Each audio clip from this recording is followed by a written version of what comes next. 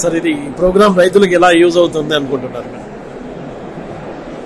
వ్యవసాయంలో పలు విప్లవాత్మకమైనటువంటి మార్పులు వచ్చినాయి. నేడు వ్యవసాయం చేయాలి అంటే పల్లె ప్రాంతాల్లో కూలీల కొరత ఎక్కువగా ఉంది. ఇవాళ పెట్టినటువంటి ఈ ఎగ్జిబిషన్లో యంత్రాలను ఏ విధంగా ఉపయోగించుకోవచ్చు, యంత్రాలంటే పెద్ద రైతులకు మాత్రమే కాకుండా చిన్న రైతులకు పనికొచ్చేటువంటి యంత్రాలను కూడా ఇక్కడ పెట్టడం జరిగింది.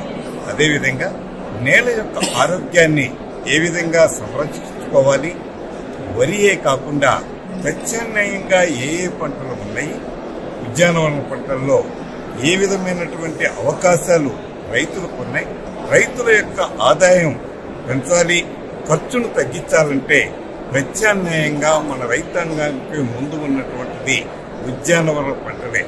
భారతదేశంలో రోజుకు రోజుకు వ్యవసాయం వికసిస్తుంది, రైతు కృషించిపోతున్నాడు.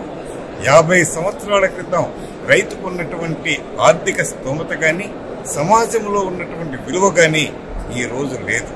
భారతదేశం ఒకప్పుడు 40 కోట్ల జనాభాకి అన్నం పెట్టలేనటువంటి భారతదేశం ఇవాళ 140 కోట్ల జనాభాకు కూడా అన్నం పెడుతుందంటే అది మన రైతాంగం యొక్క కృషే.